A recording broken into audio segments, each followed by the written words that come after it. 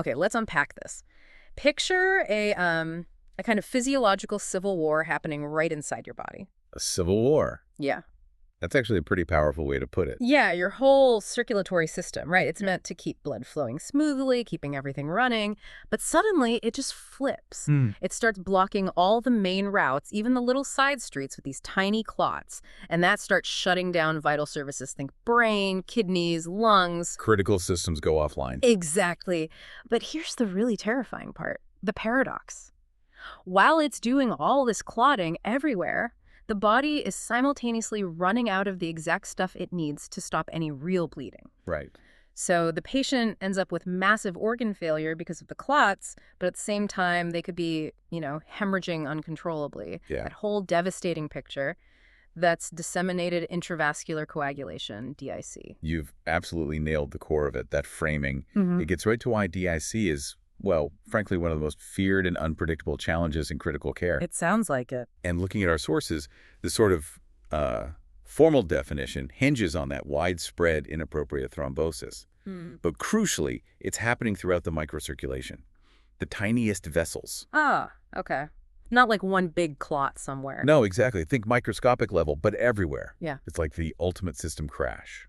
And you highlighted the key thing earlier.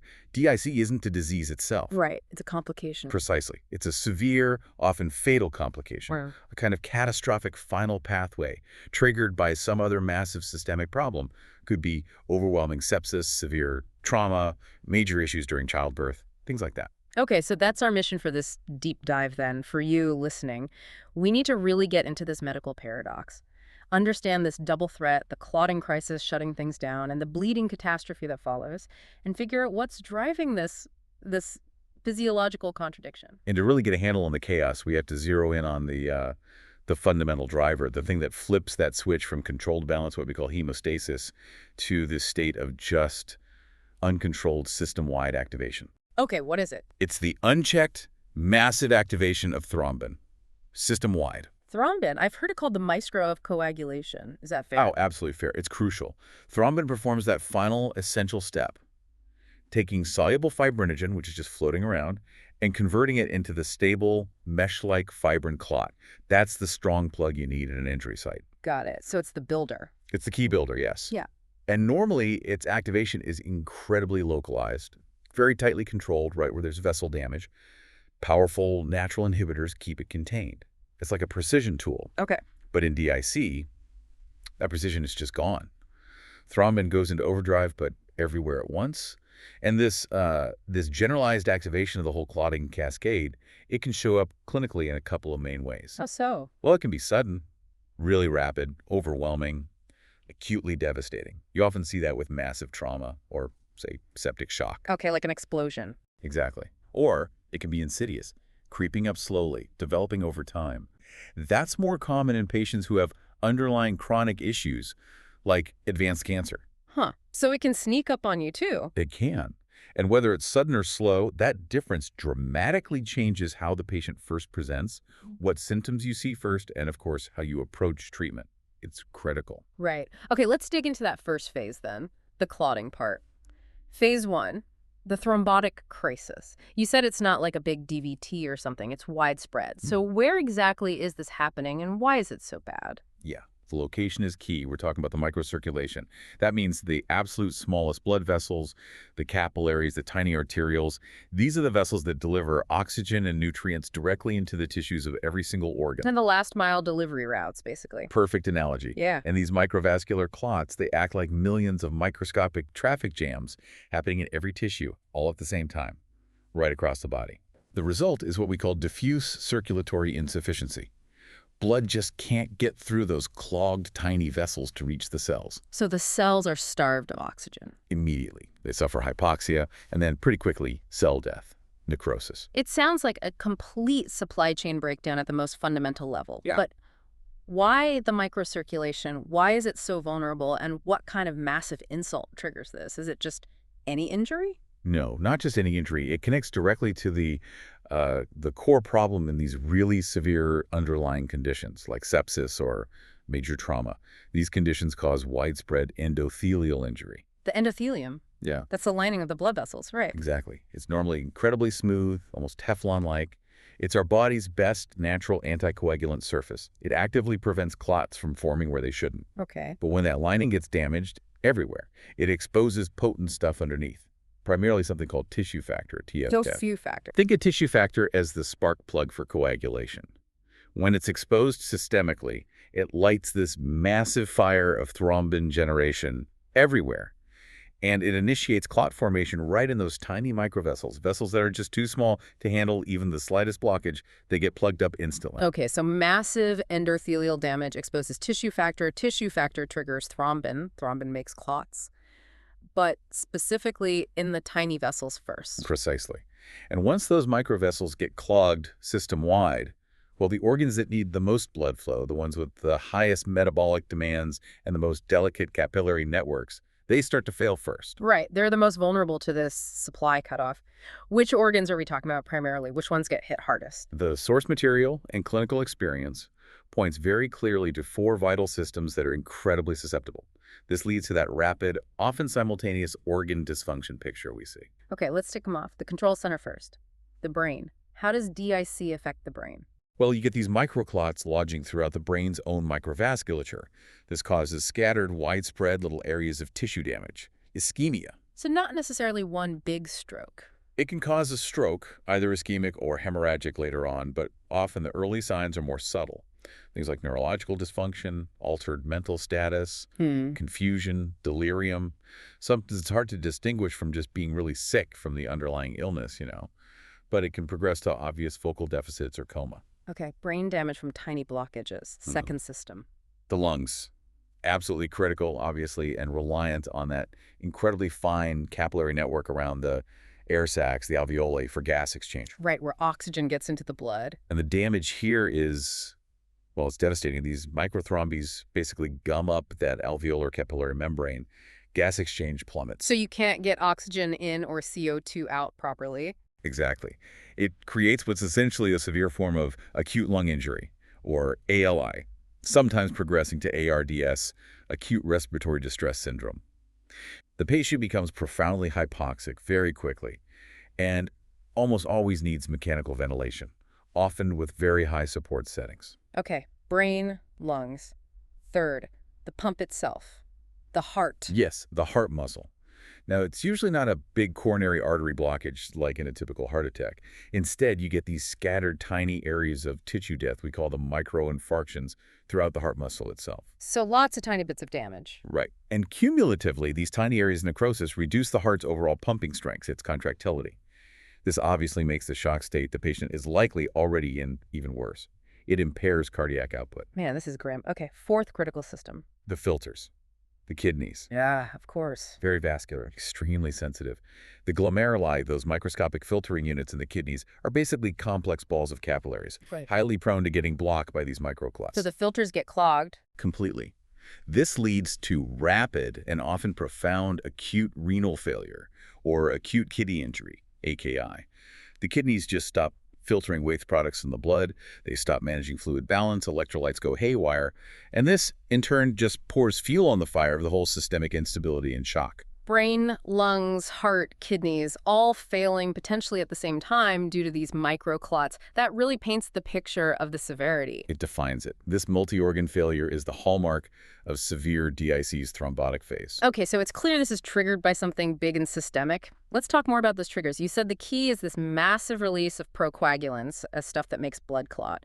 What are the classic examples? The sources consistently point to 2 major categories that are notorious for triggering DIC, often in its most acute forms. What's the first one? Obstetric complications. Certain crises during pregnancy or delivery. Like what specifically? Well, conditions like amniotic fluid embolism, where fetal material somehow gets into the mother's bloodstream, or a massive placental abruption, where the placenta tears away from the uterine wall prematurely. Okay. Why are those so bad for triggering DIC? Because both amniotic fluid and placental tissue are loaded, absolutely packed with highly potent procoagulant substances, primarily tissue factor, but also other placental components. When these get released suddenly and massively into the maternal circulation, it's like injecting pure clot starter directly into the bloodstream. So it just overwhelms the system instantly. Instantly. It completely swamps the body's natural anticoagulant checks and balances, often within seconds to minutes. It's one of those dramatic and dangerous forms of acute DIC. Wow. Okay, obstetric complications. What's the second major trigger category? You mentioned it could be more insidious. Right. Advanced malignancy or cancer, Hmm. especially widespread metastatic cancers. How does cancer cause DIC? Is it damaging the endothelium directly? Sometimes, but often it's more subtle. Many types of tumors, particularly adenocarcinomas like pancreas or lung cancer, are masters at manipulating the coagulation system. They constantly shed or release procoagulant substances into the circulation. What kind of substances? Things like specific cancer mucins or enzymes like cysteine proteases. These substances can directly activate key clotting factors, like factor X, bypassing some of the normal checks. This leads to a state of chronic, low-grade thrombin generation. So the clotting system is kind of simmering all the time. Exactly. It's a chronic state of hypercoagulability. Clinically, this often shows up as something called migratory thrombophlebitis, where the patient gets blood clots in different veins, often superficial ones, at different times. It seems to move around. This pattern has a classic name, Trousseau syndrome. Trousseau syndrome. So that's linked to this chronic DIC from cancer. Very strongly. Trousseau syndrome is often considered a manifestation of this underlying cancer-associated hypercoagulability, which predisposes the patient to a more insidious, smoldering form of DIC. The body is constantly trying to clot, and is slowly, gradually using up its clotting resources. It might not be as explosive as the obstetric kind initially, but it's just as dangerous in the long run. Okay, so we have these massive acute triggers like sepsis, trauma, obstetric issues, and then this chronic trigger, especially cancer. It strikes me that DIC seems to perfectly illustrate that classic concept of thrombosis risk factors, Virchow's triad. You absolutely hit the nail on the head there. That's a great connection to make.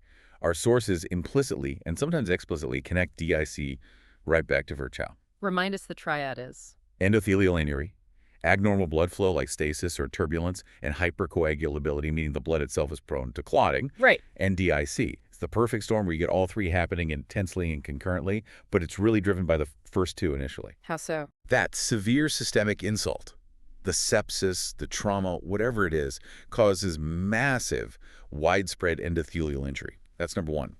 This injury flips the endothelium from being anticoagulant to being strongly procoagulant, leading to extreme hypercoagulability. That's number three. Okay.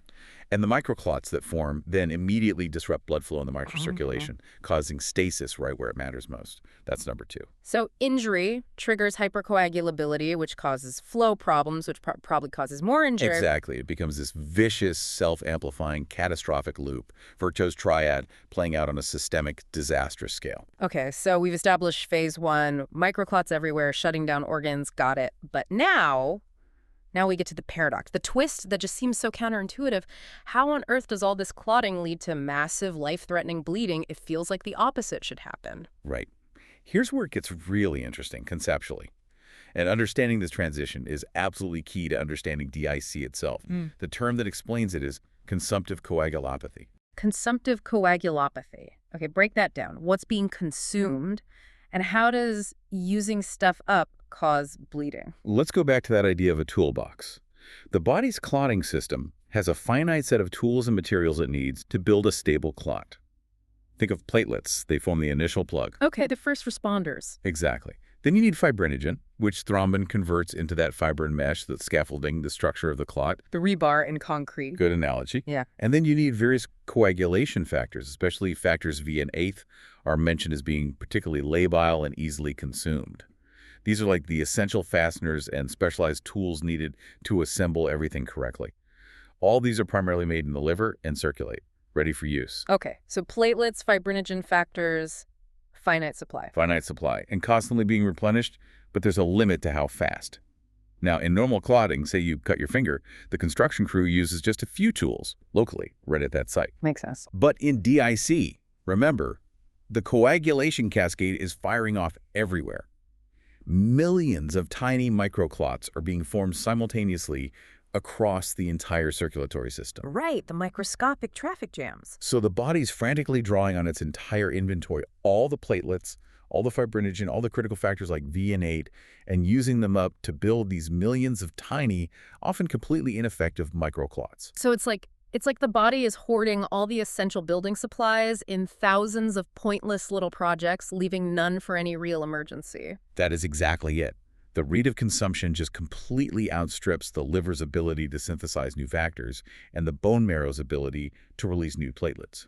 The levels of these crucial components in the circulating blood plummet, sometimes to levels that are critically low, even undetectable on standard lab tests. Wow, so the tools are just gone. They're gone from where they're needed in the general circulation. They've been used up, consumed, sequestered in these microthrombi.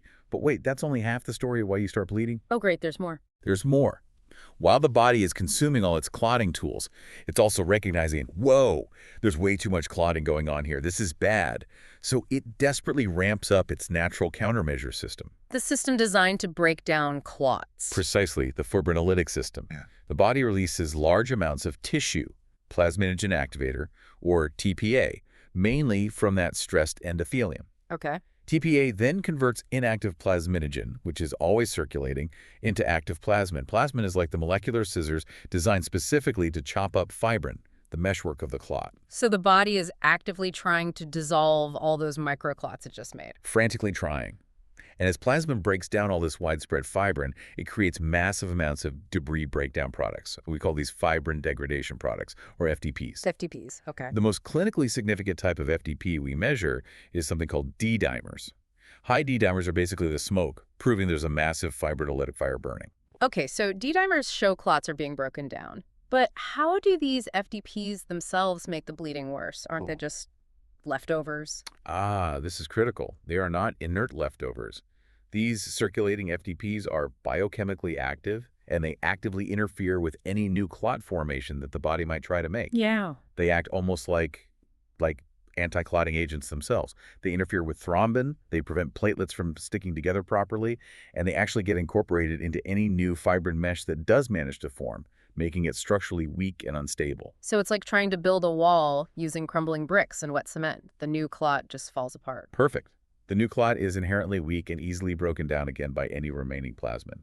So you have this devastating double whammy. First, the consumption has removed all the essential tools, platelets, factors, fibrinogen.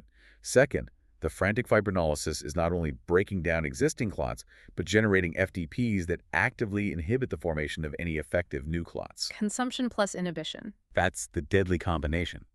It pushes the patient rapidly and often irrevocably from that initial thrombotic state, where organs are failing from lack of blood flow, into a full-blown hemorrhagic state where they can't stop bleeding from anywhere. The physiological consequences are just mind-boggling.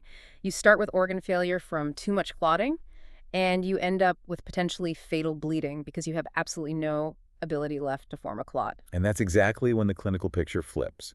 The symptoms change dramatically. If that patient suffers even minor trauma, maybe just from routine nursing care, or if a doctor needs to draw blood or put in an IV line, There's nothing there to stop the bleeding. nothing effective. Clinically, you start seeing things like uncontrollable, persistent oozing from puncture sites or IV sites. Widespread bruising appears seemingly out of nowhere. We call that ecchymosis. Tiny little pinpoint bruises called petechiae, or larger purple patches called purpura. Bleeding from the gums, nosebleeds. And internal bleeding, too, presumably. Oh, absolutely. Bleeding into internal organs, into the gut, the most feared complication. Bleeding into the brain, causing a massive hemorrhagic stroke. Or just generalized diffuse bleeding leading to severe hypovolemic shock, losing so much blood volume, the circulation collapses. It's catastrophic. Hashtag CSV, clinical features and timeline. So the timeline is really key here. It sounds like a progression, an escalation of chaos. Early on, the signs point towards the clotting organ failure, kidney function tanks, maybe confusion from brain effects, shortness of breath from lung involvement. Exactly. Those are often the first things you notice, driven by the microvascular thrombosis. But then, as the consumption and fibrinolysis kick in, the picture shifts. You start seeing the bleeding signs, the oozing, the bruising, maybe blood in the urine or stool. That's the classic progression in acute DIC. The thrombotic phase causing organ dysfunction rapidly followed or overlapped by the hemorrhagic phase due to consumptive coagulopathy. You mentioned acute versus chronic DIC before. Does that progression look different in the chronic type, like with cancer? It often does, yes. The acute DIC we see with, say, sepsis or massive trauma is that explosive consumption. Profound shock, rapid multi-organ failure, and then boom, life-threatening hemorrhage, often quite quickly. Yeah. There's even a particularly terrifying variant sometimes seen with overwhelming bacterial infections, like meningococcemia, called purpura fulminans. Purpura fulminans, what's that? It involves these large, dark, purple, non-blanching patches spreading rapidly across the skin. It's caused by such massive, widespread thrombosis in the skin's vessels that the skin tissue literally dies and starts to hemorrhage underneath. It's a true dermatologic and hematologic emergency. No. Highest priority. Good grief. Okay, so that's the acute end. What about the chronic DIC presentation? Chronic DIC, the kind more typically associated with Trousseau syndrome and underlying malignancy, is usually, well, less dramatic initially. The consumption of clotting factors is slower, more gradual. So the body can compensate a bit. The liver tries, it ramps up production of factors, the bone marrow tries to push out more platelets, but often it can't quite keep up indefinitely. So these patients tend to present more with the thrombotic side, initially those recurrent, seemingly random clots in different veins, the migratory thrombophlebitis. And the bleeding. The bleeding issues might be milder, maybe just easy bruising or slightly prolonged bleeding after a cut. Not usually the catastrophic hemorrhage seen in acute DIC, unless something tips them over the edge. Like what? Like if the underlying cancer suddenly gets much worse, or if they have major surgery or develop an infection on top of it, then that smoldering chronic DIC can rapidly decompensate into an acute, life-threatening hemorrhagic picture. The fuse was lit. It just burns slower until something fans the flames. It sounds so precarious, like the whole system is just constantly on edge. And what's really insidious, thinking about it, is that even if someone survives an episode of DIC, does that experience itself make them more prone to problems later? Is it like a lingering risk factor? That's a really important point. Yes, absolutely. The sources suggest, and clinical observation confirms, that DIC can be considered an acquired risk factor for future thrombosis, even after the acute episode resolves. How does that work? It seems like you'd be less prone to clotting after consuming everything. You'd think so, but several things are going on. There might be persistent, low-grade activation of coagulation lingering from the initial insult. There's often residual endothelial damage, meaning the vessel lining isn't as healthy or anticoagulant as it was before. And the body's reserve capacity, its ability to quickly replenish factors, might be slightly reduced. So the system is just less resilient afterward. Exactly. It's left perpetually a bit unstable, standing closer to that physiological knife edge.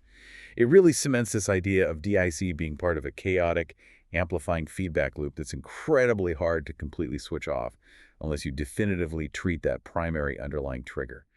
Hashtag tag updates and advancements. Post-source context. Given how complex and fast-moving DIC is, managing it must be incredibly challenging in a critical care setting. You have this patient crashing with multiple organ failures, possibly bleeding from everywhere. I imagine diagnosis and starting treatment have to happen almost simultaneously. They really do.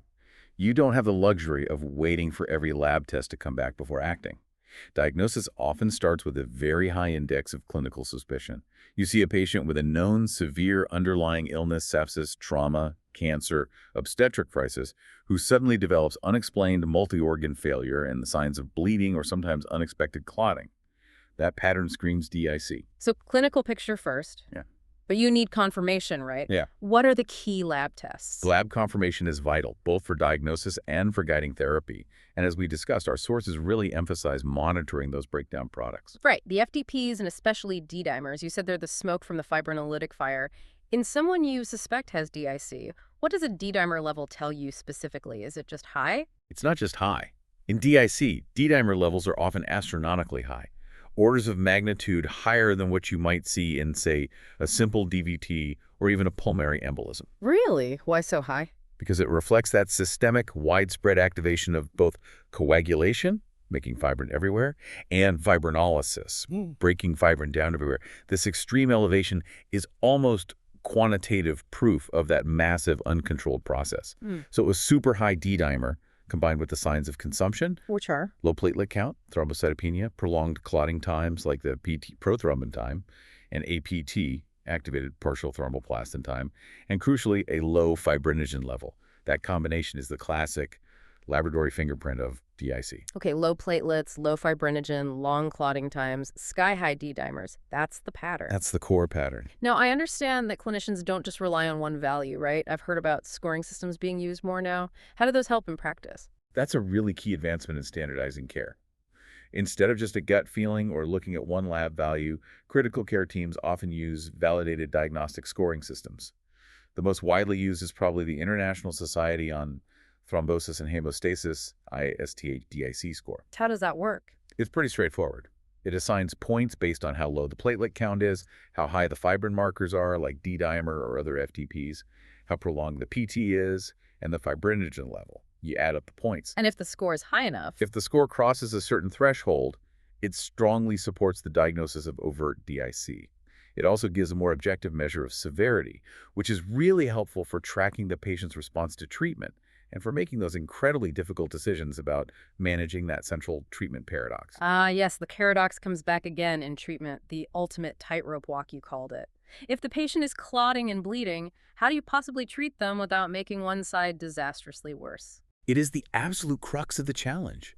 The risks are immense. If you give powerful anticoagulants like heparin to someone who's already bleeding because they have no factors left, you could easily cause a fatal brain hemorrhage. Right. But if you aggressively transfuse clotting factors and platelets into someone who still has massive underlying thrombin generation, are you just adding fuel to the fire? Could you worsen the microvascular thrombosis and organ damage? So what do you do? What's the first principle? The first, second, and third principle, honestly, is treat the underlying disorder aggressively, relentlessly. Get rid of the trigger. Exactly. If it's septic shock, you need antibiotics, source control, like draining an abscess, fluids, vasopressors, full sepsis resuscitation. If it's an obstetric catastrophe like placental abruption, the delivery needs to happen. The source of the procoagulant material needs to be removed or managed urgently. If it's cancer, you need to treat the cancer. Until you neutralize that primary trigger that's driving the systemic activation, any treatment aimed just at the DIC itself is likely to be futile or, worse, harmful. Okay, rule 1, attack the cause. But while you're doing that, the patient might still be actively bleeding or clotting. You have to manage the symptoms, right? What about supportive care, especially for the bleeding? Right. The second prong is supportive care. But it has to be highly targeted and judicious. You don't just give blood products blindly based on one number. You look at the whole clinical picture and target the specific deficit that's causing the immediate problem. So if they're bleeding badly? If there's significant life-threatening hemorrhage, the component most rapidly consumed and often most critical to replace first is fibrinogen. Remember, it's a structural backbone. Okay. If the fibrinogen level is critically low, the threshold used is often less than 100 milligrams per deciliter, maybe 150. In some cases, the treatment of choice is cryoprecipitate. Cryo? What is that exactly? Cryoprecipitate is a plasma derivative that's highly concentrated in fibrinogen, factor 8, von Willebrand factor, and factor 13. It's like injecting concentrated clot scaffold material. Got it. Replace the structure. What else? You also replace other consumed factors using fresh frozen plasma, FFP. FFP contains all the coagulation factors just at normal plasma concentrations. And you replace platelets if the count is very low and the patient is actively bleeding or needs an urgent invasive procedure. But you said giving factors could fuel the fire. That's the balancing act. The goal isn't usually to normalize the numbers completely, it's to bring the levels up just enough to a safe threshold to stop or prevent catastrophic hemorrhage while you're working on fixing the underlying cause. It's very careful, targeted replacement, often guided by repeat lab testing. Okay, so targeted replacement for bleeding. What about the other side, the thrombosis? When, if ever, do you use anticoagulants like heparin and DIC? That seems like the riskiest move. It is the most controversial part, and the answer is very cautiously and only in specific situations. You would almost never use therapeutic dose anticoagulants in a patient with acute decompensating DIC who has active, significant bleeding. The risk is just far too high. Okay, so not for the acute bleeding patient. When might you consider it? It's generally reserved for cases where thrombosis is clearly the predominant clinical problem and bleeding is minimal or absent. The classic example is that chronic low-grade DIC associated with malignancy trousseau syndrome where the patient keeps forming clots. So if clots are the main danger, you might try to stop them. You might. In that specific scenario, cautious use of anticoagulation, often with low molecular weight heparin, LMWH, or perhaps some of the newer direct oral anticoagulants like anti-Zase inhibitors may be considered. The idea is to try and interrupt that cycle of low-grade thrombin generation and consumption. It can sometimes even help factor levels recover over time by reducing the consumption. But it sounds like a very expert decision, case by case. Absolutely. It hinges entirely on the primary clinical threat at that moment. Is the patient dying from blocked pipes, thrombosis, or from leaks, hemorrhage? That calculation dictates the immediate supportive strategy, always alongside treating the root cause. That constant tension, thrombosis versus hemorrhage. It makes sense that research would be pushing hard to find better ways, maybe more targeted therapies. That's exactly where the field is moving. Finding ways to stabilize the system without causing catastrophic side effects. Researchers are heavily invested in a few key areas. Like what? One major focus is on trying to stabilize the endothelium itself. Can we restore its natural anticoagulant properties somehow? Another is looking at selectively blocking specific parts of the coagulation cascade that seem to be overactive in DIC without completely shutting down normal hemostasis. So smarter anticoagulants. Sort of. For instance, there's ongoing research into therapies targeting the body's own natural anticoagulant pathways using things like antithrombin concentrates or activated protein C, although protein C had some mixed results in large trials. The idea is to boost the body's own brakes on coagulation rather than just globally inhibiting clot formation. That makes sense. More finesse. Exactly. The ultimate goal is to develop highly selective, targeted inhibitors or modulators that can dampen down that chaotic systemic activation of thrombin without completely crippling the body's essential ability to form a clot when and where it's actually needed. Restoring that endothelial integrity and function remains a huge therapeutic target. Hashtag therapeutic conclusion. Hashtag synthesize and simplify. Wow. Okay. We have really gone deep into one of the most complex, frightening, and paradoxical states the human body can experience, DIC. We've seen how a massive systemic insult, infection, trauma, cancer, obstetric crisis can basically flick a switch, activating thrombin not just locally, but everywhere throughout the entire microcirculation, leading to those tiny clots that choke off blood supply to vital organs, causing them to fail. The thrombotic crisis. Right. And then the cruel twist. That same runaway clotting consumes all the essential tools, the platelets, the fibrinogen, the factors, and at the same time, the body's desperate attempt to break down the clots generates debris that actively prevents new clots from forming properly. The consumptive coagulopathy and fibrinolysis leading to the hemorrhagic catastrophe. So, if I had to give you, the listener, the absolute core takeaway, what does this all mean? My final synthesis would be this. DIC is essentially the coagulation system, completely losing control, running off the rails, driven by a severe underlying systemic illness. This illness causes such widespread damage, particularly to the endothelium, that the entire vascular lining flips from being anticoagulant to being intensely procoagulant. Okay. This overwhelming system-wide clotting then does two disastrous things simultaneously. One, it blocks vital blood flow in the microcirculation, causing catastrophic organ damage and failure, that's the thrombosis. Two, it strips the body of its ability to stop bleeding anywhere, both by using up all the necessary components and by actively interfering with new clot formation, that's the hemorrhage. Clotting and bleeding driven by consumption and chaos. Exactly. It's the quintessential devastating complication that signifies total systemic failure is either happening or imminent. It really is the body, pushed by some external or internal crisis, actively dismantling its own essential control mechanisms. A physiological civil war, like we said at the start. Hashtag B, final provocation. Precisely. And perhaps to leave you with a final thought, something to mull over that builds directly on this deep dive. We accept that the healthy endothelium, that vessel lining, is the master regulator, right? It works constantly to maintain this perfect, delicate balance between clotting and anti-clotting forces. It releases things like prostacyclin, PGI2, and nitric oxide to keep platelets calm. Right. And it expresses molecules like thromboembolic on its surface, which actually takes thrombin, the bad guy in DIC, and converts it into an anticoagulant activator by activating protein C. It's an incredibly elegant system when it works. So the provocative question is this.